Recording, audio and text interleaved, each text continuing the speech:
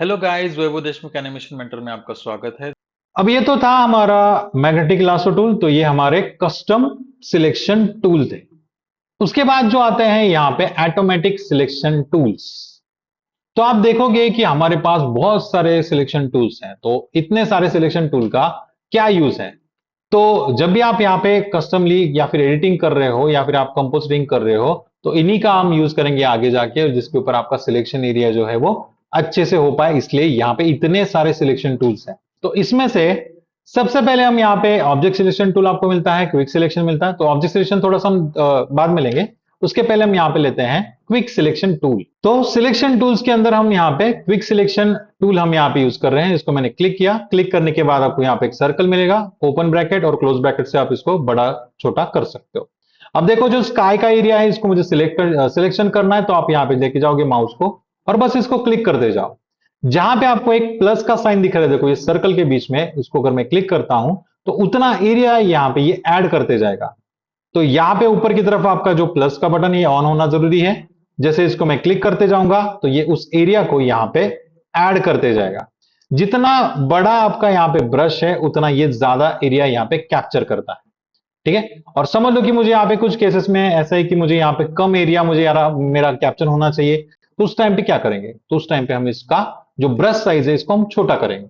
जैसे इसको मैं छोटा करूंगा और जैसे अगर मैं यहाँ पे क्लिक करते जाऊं तो उसका जो सिलेक्शन एरिया आप इसको कंट्रोल कर सकते हो। ठीक है। तो जितना आपका ब्रश साइज कम है उतना एरिया ये क्या करेगा, यहाँ पे कम सिलेक्ट करेगा। तो जैसे कि समझ लो ये इस रोड के ऊपर मैं यहाँ पे सिलेक्शन करना चाहता हूं। तो यहाँ पे अगर मैं क्लिक करता हूं, अब देखो यहाँ पे होल्ड करूंगा इस ब्रश को और अगर इसको मैं ड्रैग करते जाऊं तो उतना सिलेक्शन एरिया ये ऐड करते जाएगा।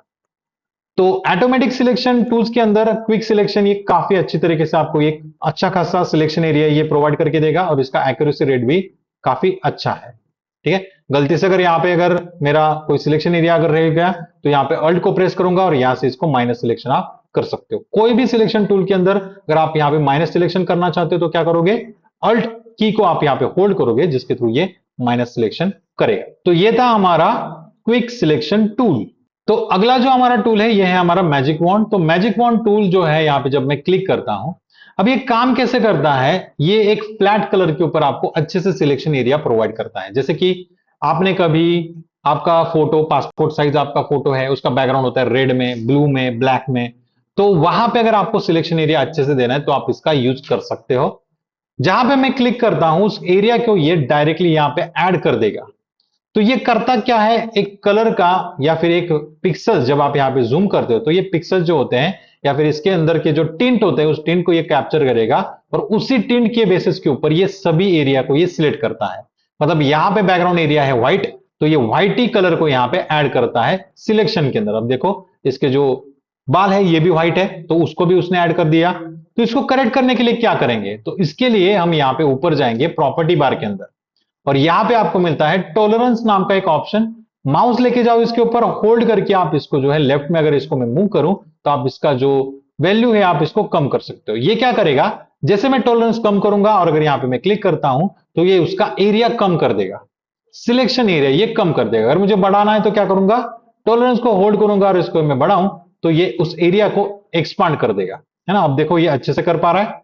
जैसे मैं यहां पे क्लिक कर रहा हूं, पर यहां पे इसका एक्यूरेसी लेवल अगर आप बोलोगे तो यहां पे बहुत सारे डॉट्स या फिर बहुत सारी जगह है कि जहां पे ये सिलेक्शन एरिया नहीं कर पाएगा, है ना। देखो जैसे कि यहां पे आपको कुछ छोटे छोटे गैप आपको यहां पे मिल जाएंगे। तो इसका एक्यूरेसी लेवल जो है ये 80% टू 85% आपको यहां पे मिलेगा, है ना। तो जहां पे आप एक फ्लैट कलर आपके पास है तो ही आप इसका यूज करो। अब देखो इतना एरिया यहाँ पे मुझे नहीं चाहिए, अल्ट का मैं यूज करूंगा और यहाँ पे इसको माइनस सिलेक्शन में कर देता हूं तो ये माइनस हो गया। ठीक है। तो ये था हमारा मैजिक वॉन्ड टूल। सेम अगर इसी चीज को अगर मैं किसी और जगह पे अगर करूं जहां पे दो कलर मिक्सअप हो रहे हैं और यहां पे अगर मैंने इसको क्लिक कर दिया तो ये उतना एरिया सिलेक्शन करते टाइम पे देखो ये बाकी भी एरिया को यहां पे ऐड कर देगा। तो इसका जो एक्यूरेसी लेवल जो है जहां पे मिक्सअप कलर हो रहा है तो वहां पे इसका कभी भी यूज आपको नहीं करना है। ठीक है। Control D for D selection. उसके बाद जो है हमारा जो मोस्ट इंपॉर्टेंट जो टूल है ये है हमारा ऑब्जेक्ट सिलेक्शन टूल।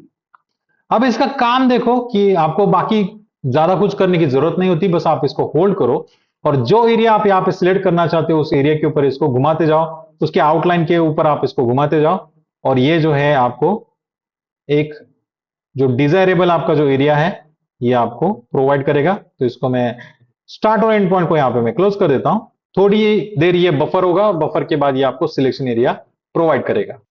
ठीक है, तो अगर आप यहां पे देखोगे तो काफी अच्छी तरीके से इसने जो है यहां पे सिलेक्शन दिया है ना। बाद में भी आप इसको कस्टम कर सकते हो। अगर मुझे यहां पे ये वाला एरिया नहीं चाहिए तो अल्ट का यूज करके आप जो है इतना एरिया मैं यहां पे हटा सकता हूं, है ना।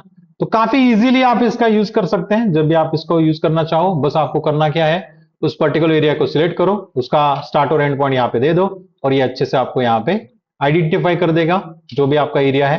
देखो माउस अगर मैं यहां पे लेके जा रहा हूं तो ये ऑटोमेटिकली आपको कलर के हिसाब से इसको अलग से ये दिखा रहा है कि ये कौन सा एरिया यहां पे सिलेक्शन के लिए ये यूज होगा। ठीक है, तो ये काफी अच्छा टूल माना जाता है ऑटोमेटिक सिलेक्शन टूल के अंदर। मैं रिकमेंड करूंगा कि जब भी आप यहाँ पे सिलेक्शन करते हो तो ऑब्जेक्ट सिलेक्शन टूल का ज्यादा से ज्यादा यूज करो। ठीक है, तो क्विक सिलेक्शन के बाद सबसे ज्यादा यूज होने वाला जो टूल है ये हमारा ऑब्जेक्ट सिलेक्शन टूल। अब ये होने के बाद जो आगे के जो टूल्स है जिसके अंदर सिलेक्शन का ही पार्ट है थोड़ा सा, और ये भी ऑटोमेटिक सिलेक्शन टूल्स के अंदर ही आते हैं। तो ये होते हैं यहाँ पे ऊपर, ये होता है आपका मेनू बार। सिलेक्शन के ऊपर अगर मैं क्लिक करता हूं तो ये आपको यहां पे मिलेगा अलग से एक फोल्डर जिसके अंदर आपको मिलता है colour range, focus area, subject और स्काई। तो इसको देखने के लिए एक इमेज में लेता हूं। तो जैसे कि ये इमेज है मेरे पास और मुझे यहां पे क्या करना है, जो स्काई है मेरा इसको मुझे सिलेक्शन करना है। तो यहां पे ज्यादा आपको दिमाग लगाने की जरूरत नहीं है। जस्ट आपको जाओगे यहाँ पे सिलेक्शन मेनू के ऊपर और यहां पे मैं जाऊंगा स्काई के ऊपर। तो जस्ट मैंने यहां पे स्काई को क्लिक किया, अब ये ऑटोमेटिकली यहां पे एनालाइज करेगा कि यहां पे स्काई कहां है और उसको ये सिलेक्ट कर देगा। तो ये था हमारा ऑटोमेटिक टूल्स के अंदर एक स्काई वाला पार्ट। तो यहां पे फिर से जाएंगे हम सिलेक्शन के ऊपर और उसके बाद आता है यहां पे कलर रेंज। अब देखो यहां पे सीक्वेंस थोड़ा मैं अलग ले रहा हूं पर इमेजेस के हिसाब से मैं इसको ले रहा हूं। तो कलर रेंज के ऊपर मैंने क्लिक किया, क्लिक करने के बाद आपको यहां पे एक मिलता है कलर रेंज का एक पैनल और यहां पे अगर माउस आप लेके जाते हो तो यहां पे आपको मिलता है कलर पिकर। कलर पिकर जो कलर को पिक करेगा। तो यहां पे जो ब्लू वाला जो पार्ट है अगर मैं यहां पे क्लिक कर देता हूं, उसको क्लिक करने के बाद आपको यहां पे कुछ एक ब्लैक एंड व्हाइट इमेज मिलता है। तो जो व्हाइट वाला एरिया है ये उसका सिलेक्शन एरिया है। तो इसको अगर आपको एक्सपांड करना है तो आप यहां पे फजीनेस करके आपको एक ऑप्शन मिलता है, यहां पे एक बार मिलेगा और इसको आप यहां पे कम और ज्यादा जो है सिलेक्शन एरिया इसको दे सकते हो। जितना आप यहां पे इसको बढ़ाओगे, इसको मैंने 200% कर दिया, इसको मैंने कर दिया ओके, तो वो उतना सिलेक्शन एरिया जो है ब्लू ब्लू टिंट के साथ यहां पे बाकी भी एरिया को ऐड कर देगा। अगर मुझे इसको करेक्ट करना है तो क्या करेंगे, फिर से हम इसको ऐड करेंगे यहां पे सिलेक्शन के अंदर जाके कलर रेंज और यहां पे पिक कर दिया और इसको जो फजीनेस वाला जो पार्ट है इसको मैं थोड़ा सा कम कर देता हूं पहले से, इसको मैं करता हूं ओके। तो आप देख सकते हो कि उसने जो ब्लू वाला एरिया था उसको उसने ऐड कर दिया। बाकी जो एरिया यहां पे बच गया है आप इसको कस्टम टूल से ऐड कर सकते हो, लासो टूल से, और अगर मैं इसको घुमाऊं तो ये इसके अंदर ऐड हो जाएगा। तो एक इमेज के अंदर आप यहां पे मल्टीपल सिलेक्शन टूल का भी यूज कर सकते हो जिससे कि आपका जो सिलेक्शन एरिया है ये अच्छे से सिलेक्ट हो पाए। ठीक है, तो एक्यूरेसी यहां पे मैटर करता है, क्वालिटी मैटर करता है। उसके बाद कलर रेंज होने के बाद जो आगे का जो टूल है ये हमारा सब्जेक्ट, ये भी काफी अच्छे से वर्क करता है। तो इसके लिए भी एक इमेज है मेरे पास और यहां पे मैं जाऊंगा सिलेक्शन के ऊपर और यहां पे मैं जाऊंगा सब्जेक्ट के ऊपर। तो ये ऑटोमेटिकली वहां पे आइडेंटिफाई करेगा किसी भी ऑब्जेक्ट को और डायरेक्टली आपको यहां पे सिलेक्शन एरिया प्रोवाइड करेगा। तो ये भी एक अच्छा टूल है कि जहां पे कोई भी चीज या फिर कोई भी ऑब्जेक्ट अगर आपको आइडेंटिफाई करना है तो आप इस यहां पे सब्जेक्ट को यूज कर सकते हो। सेम इसी तरीके से आगे का भी एक पार्ट है कि जो सिलेक्शन एरिया के अंदर जाके यहाँ पे आपको मिलेगा फोकस एरिया। तो कितना एरिया आपको यहां पे दिखाना है, देखो ये ऑटोमेटिकली यहां पे बफर करेगा, है ना, जहां पे ये आइडेंटिफाई करता है आपके ऑब्जेक्ट को और यहां से आप इसको कम ज्यादा कर सकते हो। इन फोकस रेंज अगर मैं यहां पे कम करूं, अगर मैं इसको बढ़ाऊं यहां पे और यहां पे मैं करता हूं ओके, तो ये ऑटोमेटिकली कस्टमली आपको एक सिलेक्शन एरिया प्रोवाइड करेगा। फोकस एरिया मतलब क्या होता है कि उतना ही एरिया मेरा सिलेक्शन होना चाहिए। तो आज का हमारा टॉपिक जो था यहीं पे स्टॉप करते हैं, मिलते हैं नेक्स्ट सेशन के अंदर। लाइक करो, शेयर करो, सब्सक्राइब करो।